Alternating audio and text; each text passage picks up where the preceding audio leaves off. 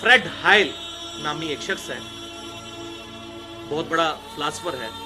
उसने एक जुमला कहा और खुद रिचर्ड डॉकिंस ने उसका ये जुमला नकल भी किया है अपनी इस किताब द गॉड डिल्यूजन के चैप्टर नंबर 4 में। और चैप्टर नंबर 4 में उसने मेन बाब ही यही बांधा है, द अल्टीमेट बोइंग 747। तो कहता है, ये तुम कह रहे हो बोइंग 747 खुद ब खुद बन गए, तो सबसे बड़ा बोइंग 747 तो खुद गॉड है, वो कैसे खुद ब खुद बन गया फिर? तो वो बात मैं इंशाल्लाह डिस्कस करता हूँ, ये आखिरी वसवसा था उसका। तो बहरहाल फ्रेड हाइल का जो जुमला है, गोल्डन कोट, जबरदस्त, ये मैं लफ्ज ब लफ्ज पढ़ के सुनाता हूँ, जो द गॉड डिल्यूजन में भी उसने नकल किया। Probability of life originating on earth is no greater than the chance that a hurricane sweeping through a scrapyard would have the luck to assemble a Boeing 747. Fred हाइल कहता है कि इस बात का इम्कान कि जिंदगी खुद ब खुद जमीन पर पैदा हो गई, इससे ज्यादा इम्कान नहीं है कि कोई हवाई तूफान चले और वो कूड़े के ढेर से चीजें जमा करके तो एक 747 बोइंग त्यारा तैयार कर दे। ये तो फिर भी हो सकता है, इससे ज्यादा मुश्किल फिनोमेना जो है वो जिंदगी का प्रोड्यूस होना है जमीन के ऊपर। और जाहिर है कि हमें तो कभी वहम भी नहीं आएगा। मैं कहता हूं, इवन मैं ये दावा करूं कि ये बाल पॉइंट खुद ब खुद बन गई है। इसमें स्प्रिंग लोडेड जो ये इसकी निब मौजूद है और इसके अंदर जो स्याही है ये पूरी प्लास्टिक की, और ये पूरा क्लिक सिस्टम है इसके अंदर मैकेनिकल, ये खुद ब खुद बन गया। तो कोई पागल बेवकूफ आदमी भी मेरी स्टेटमेंट नहीं मानेगा। तो इतना कम्प्लेक्स सिस्टम खुद ब खुद बन गया। तो वो फ्रेड हाइल ने बड़ी जबरदस्त बात की कि 747 बोइंग तैयारा खुद ब खुद कूड़े के ढेर से कचरा इकट्ठा करे, तूफान चले, अंधेरी चले, और वो एक 747 जो एक साल में तैयार होता है, बोइंग कंपनी एक साल में तैयार करती है कितनी मेहनत के साथ, वो खुद ब खुद बन जाए। तो ये तो फिर भी पॉसिबल हो सकता है, लेकिन इंसान का पैदा होना जानदार का रूए अर्ज पे, उसकी प्रोबेबिलिटी इससे भी कम है। लेकिन रिचर्ड डॉकिंस ने बजाय उसकी ये बात मानने के उसका मजाक उड़ाया और उसने कहा कि for the sake of argument हम एग्री करते हैं कि 747 कभी भी खुद नहीं बन सकता, इतनी मेहनत से ये तैयारा बनता है। तो फिर उसने आगे से वो शैतानत वाला सवाल किया। उसने कहा सबसे बड़ा बोइंग 747 तो खुद गॉड है। ये जिंदगी इतनी कॉम्प्लेक्स है कि बगैर किसी के बनाए ना अंडा बन सकता है ना कोई जिंदा जानदार। ये इतनी पेचीदा और कॉम्प्लेक्स जिंदगी है, ये बगैर किसी के बनाए नहीं बन सकती। तो इसको बनाने वाला तो इससे भी ज्यादा कॉम्प्लेक्स होगा। For the sake of argument बात बड़ी जबरदस्त है। इसको बनाने वाला तो इससे भी ज्यादा कॉम्प्लेक्स होगा। वो खुद ब खुद अगर बन सकता है तो जिंदगी भी खुद ब खुद बन सकती है। तो हम कहते हैं कि for the sake of argument हम भी एग्री करते हैं कि हम जिस क्रिएटर की बात कर रहे हैं, बिल फर्ज उसको भी किसी ने बनाया है, किसी ऐसे क्रिएटर ने जो उससे बड़ा अल्टीमेट बोइंग 747 है। तो फिर जिसने इस क्रिएटर को बनाया उसको भी फिर किसी ने बनाया होगा, और जिसने उसको बनाया उसको भी किसी ने बनाया होगा। तो ये एक फिक्टोरियल प्रॉब्लम शुरू हो जाएगा इनफिनिट तक। तो उसके बनाने वाले को भी किसी ने बनाया, उसके बनाने वाले को भी किसी ने बनाया, तो इसका तो एंड ही कोई नहीं होगा। जबकि दूसरे एंड पे रियलिटी है कि हम सब मौजूद हैं। ये थ्योरी नहीं है, हम सब मौजूद हैं, हमारा क्रिएटर है। अच्छा, हमारे क्रिएटर का भी कोई क्रिएटर, उसका भी कोई क्रिएटर, उसका भी कोई क्रिएटर, तो ये बात कहीं रुकेगी नहीं। मैथमेटिकली ये रॉन्ग स्टेटमेंट और इलॉजिकल एक फंक्शन बन जाएगा, सवाए इसके कि ये बात मान ली जाए कि कोई एक क्रिएटर ऐसा है कि जिससे पहले कोई क्रिएटर नहीं था, वो था हमेशा से, और उससे ये सारी की सारी चीजें ओरिजिनेट हुई। तभी तो ये इक्वेशन मुकम्मल होगी कि हमारे बनाने वाले को किसी ने बनाया, उसको किसी ने बनाया, उसी ने किसी, तो अल्टीमेटली किसी एक क्रिएटर तक हम पहुंचेंगे कि जिसे किसी ने ना बनाया हो, तभी ये इक्वेशन मुकम्मल होगी। तो भाई वही तो है लम यलिद वलम यूलद, जो किसी से जना नहीं गया, लम यलिद वलम यूलद। और कुर्बान जाऊं आप सल्लल्लाहु अलैहि वसल्लम के, बुखारी और मुस्लिम की मुत्तफक़ुन अलैहि हदीस है, आप सल्लल्लाहु अलैहि वसल्लम ने इरशाद फरमाया कि एक जमाना आएगा کہ لوگ آپس میں یہاں تک سوال کریں گے کہ یہ کائنات اگر اللہ نے بنائی ہے تو اللہ کو کس نے بنایا ہے. تو رچرڈ ڈاؤکنز کی کتاب پڑھ کے تو مجھے وہ یقین آیا کہ واقعی آپ صلی اللہ علیہ وسلم نے سچ فرمایا تھا. اور ایک اور حدیث بخاری اور مسلم کی ہے، اس میں آیا کہ شیطان آتا ہے انسان کے پاس، وہ کہتا ہے یہ چیز کس نے بنائی، یہ کس نے بنائی. الٹیمیٹلی پوچھتا ہے اللہ کو کس نے بنایا. جب یہ کہے تو تم کہو اعوذ باللہ من الشیطان الرجیم اور اللہ کی پناہ حاصل کرو.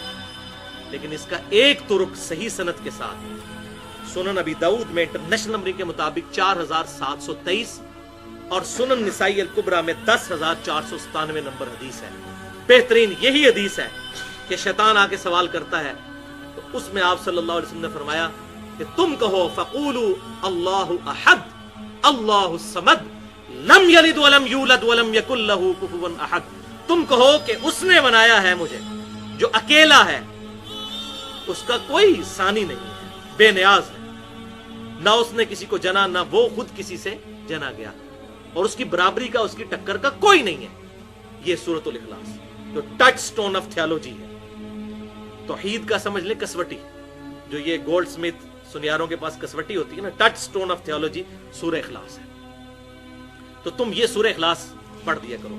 اور ایک اور حدیث بخاری اور مسلم کی ہے جس میں آپ صلی اللہ علیہ وسلم نے ارشاد فرمایا کہ جب شیطان یہ وسوسہ دلائے تو کہا کرو آمنت باللہ ورسولی، میں ایمان لایا اللہ پر اور اس کے رسولوں پر.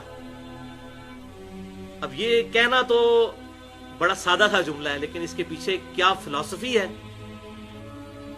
کہ دنیا میں ہزاروں پیغمبر آئے، رپورٹ ہوئے مختلف علاقوں میں، اور ہزاروں پیغمبر ایک ہی بات کرتے رہے کہ آخرت کا دن ہے، ہمیں پیدا کرنے والا ایک اللہ ہے جو اچھائی سے خوش ہوتا ہے، برائی سے ناراض ہوتا ہے، دنیا میں کسی کے ساتھ زیادتی نہ کرو، اس کے احکامات کی پیروی کرو. تمام انبیاء ایک ہی دعوت دیتے آئے. وَلَقَدْ بَعَثْنَا فِي كُلِّ أُمَّةٍ رَسُولًا أَنِ اعْبُدُوا اللَّهَ وَاجْتَنِبُوا الطَّاغُوتَ. ہم نے ہر قوم میں کوئی نہ کوئی پیغمبر بھیجا ایک ہی دعوت کے ساتھ کہ اللہ کی عبادت کرو اور اجتناب کرو طاغوت سے. ہزاروں پیغمبر ایک ہی بات کرتے آئے. بھائیو یہ اتنا بڑا اتفاق کیسے ہو سکتا ہے کہ ہزاروں پیغمبر ایک ہی بات کریں؟ اگر معاذ اللہ استغفر اللہ ان کا نظریہ اپنے آپ کو پروموٹ کرنا ہو تو ہر ایک نیا کنسپٹ لے کے آئے. ہزاروں پیغمبروں کا ایک بات کرنا خود اللہ تعالیٰ کی وحدانیت کی ایک بہت بڑی دلیل ہے. اور پھر ان کا کریکٹر کہ وہ پیغمبر ایسے کہ پوری قوم ان کے کریکٹر کو ماننے والی. ہزاروں پیغمبر مختلف قوموں میں ہر جگہ ان کا کریکٹر ایک اور سب ایک بات کریں، اتنا بڑا حسن اتفاق کیسے ہو سکتا ہے؟ اس کی تو زیرو پروبیبلٹی. اب آپ کو بات سمجھ آئی ہے بخاری اور مسلم کی کہ جب شیطان وسوسہ دلائے تو گو آمنت باللہ ورسولی، میں ایمان لایا اللہ پر اس کے رسولوں پر. ہزاروں سچے پیغمبر جھوٹی بات نہیں کرتے جن کا کریکٹر انسانیت نے مانا ہوا ہے. اللہ. تو یہ لاجیکلی وسوسہ کل ہوا. اب آخری 4-5 منٹ میں ضمناً میں وہ بات بھی ایڈریس کر دوں. یہ بھی وسوسہ دیا جاتا ہے کہ بتاؤ کہ کیا اللہ تعالیٰ اپنے ساتھ کا کوئی الہ پیدا کر سکتا ہے؟ یہ سوال ہوتا ہے. یا اللہ تعالیٰ چاہے کوئی ایک پتھر ایسا بنا سکتا ہے جسے خود نہ اٹھا سکے؟ اس کا جواب کیا دیا جائے؟ تو بھائیو بائی ڈیفینیشن یہ سوالات ہی غلط ہیں. اگر آپ سے کوئی پوچھے کہ بتائیے جب آپ کے ابو جان کی آپ کی امی جان کے ساتھ پہلی شادی ہوئی تھی اس وقت آپ کی عمر کتنی تھی؟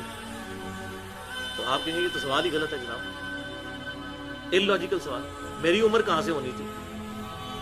اور اس کو علم الکلام میں کہا جاتا ہے محال. اس طرح کے جو اللاجیکل کوسچن ہے اس کو کہا جاتا ہے محال.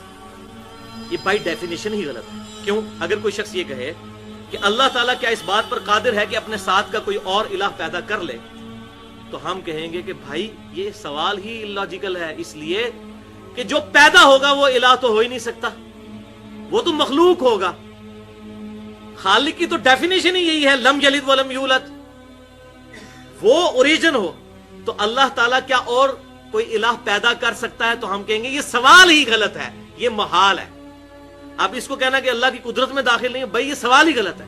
اچھا اسی طریقے سے کیا اللہ تعالیٰ کوئی ایسا پتھر بنا سکتا ہے جس کو خود نہ اٹھا سکے؟ تو ہم کہیں گے یہ بائی ڈیفینیشن ہی سوال غلط ہے. خود نہیں اٹھا سکتا تو وہ الہ نہیں ہے. اچھا وہ کہتے نہیں اگر وہ بنا نہیں سکتا تو پھر الہ، تو یہ سوال ہی غلط ہو جائے گا. کوئی بھی چیز الہ کی کیپیبلٹی سے باہر نہیں ہو سکتی، اس کے قابو سے باہر نہیں. ان اللہ علی کل شیء قدیر. تو یہ سوال اس کے جواب میں ہم کہیں گے محال ہے. اسی طریقے سے اگر کوئی شخص یہ کہے کہ اللہ تعالیٰ چاہے تو نبی صلی اللہ علیہ وسلم کے بعد بھی کسی کو پیغمبر بنا کے بھیج سکتا ہے، تو ہم کیا کہیں گے؟ محال ہے. کیوں؟ قرآن پاک نے فیصلہ کر دیا ما کان محمد ابا احد من رجالکم ولکن رسول اللہ وخاتم النبیین. خاتم بھی ہے اور خاتم بھی ہے، دونوں چیزیں قرآن میں بھی احادیث میں بھی آیا. تو اب یہ خاتم نبوت کی ڈیفینیشن کے منافی ہو جائے گا کہ اللہ تعالیٰ کوئی اور پیغمبر بھیج دے. انہیں جی اللہ تعالیٰ چاہے تو کر سکتا ہے، تو ہم کہیں گے نہیں. کیوں؟ قرآن میں آیا لا تبدیل لکلمات اللہ. اللہ کے کلمات نہیں بدلتے، جو کلمات بدل دے وہ اللہ نہیں ہے، اور جو اللہ ہے وہ کلمات نہیں بدلتا. جو جھوٹ بولے وہ اللہ نہیں ہے، اور جو اللہ ہے وہ جھوٹ بولتا نہیں ہے. کوئی بھی نٹوریس کوالٹی اللہ تعالیٰ کے ساتھ منسوب نہیں کی جا سکتی. کیا اللہ تعالیٰ جھوٹ بولنے پر قادر ہے؟ ہم کہیں گے یہ سوال ہی غلط ہے. ٹھیک ہے. اسی طریقے سے کیا اللہ تعالیٰ چاہے تو موسیٰ علیہ السلام کو دوزخ میں اور فرعون کو جنت میں بھیج دے؟ تو ہم کہیں گے محال ہے. تو یہ ہوگی محال کی ٹرم. اور دوسری ٹرم ہے مقدور. اس کے اپوزٹ مقدور ہے جو اللہ تبارک و تعالیٰ کی قدرت میں چیزیں داخل ہیں چاہے اس نے نہ کی ہو. مثلا اگر کوئی شخص کہے کیا اللہ تعالیٰ ایسی سیڑھی بنا سکتا ہے جس سے ہم آسمان پہ چڑھ جائیں؟ تو ہم کہیں گے ہاں بنا سکتا ہے، اگرچہ اس نے بنائی نہیں ہے، لیکن اللہ تعالیٰ اس بات پر قادر ہے. اللہ تعالیٰ چاہے تو آگ کو ٹھنڈا کر سکتا ہے، بالکل کر سکتا ہے. عموماً نہیں ہوتی، لیکن جب چاہے کر سکتا ہے. ابراہیم علیہ السلام کے لیے کی. تو فزیکل فینومینا آف نیچر جتنے ہیں وہ اللہ تعالیٰ کی مخلوقات ہیں. جب چاہے اللہ تعالیٰ ان کو توڑ سکتا ہے جس وقت چاہے. ہمیں نیند سے بے نیاز کر سکتا ہے، بالکل کر سکتا ہے. جنت میں کرے گا، وہاں نیند نہیں ہے، جنت میں رات نہیں ہے. پیشاب سے بھی بے نیاز کر دے گا. صحیح مسلم میں حدیث ہے خوشبودار ڈکار آئے گی، سارا کھانا ہضم، پیشاب کی ضرورت ہی کوئی نہیں. تو یہ سارے فزیکل فینومینا آف نیچر اللہ تعالیٰ ان فینومیناز کا پابند نہیں ہے. اللہ تعالیٰ جب چاہے ان کو توڑ سکتا ہے. یہ تمام چیزیں مقدور ہیں. تو محال اور مقدور کا فرق سمجھ آ گیا. میرے خیال ہے اتنا ہی کافی ہے. باقی جتنی چیزیں ہیں وہ ساری باتیں ایڈریس کی جائیں تو گھنٹوں چاہیے. اللہ تعالیٰ سے دعا ہے جو حق بات میں نے کہی اللہ تعالیٰ ہمارے دلوں میں راسخ فرمائے. اگر جذبات میں میرے منہ سے کوئی غلط بات نکل گئی تو اللہ تعالیٰ ہمارے دلوں سے محو کر دے. ہمیں کتاب و سنت کی تعلیمات پر عمل کر کے دوسرے بھائیوں تک پہنچانے کی توفیق عطا فرمائے. سبحانک اللہم و بحمدک اشہد ان لا الہ الا انت استغفرک و اتوب الیک وما علینا الا البلاغ المبین.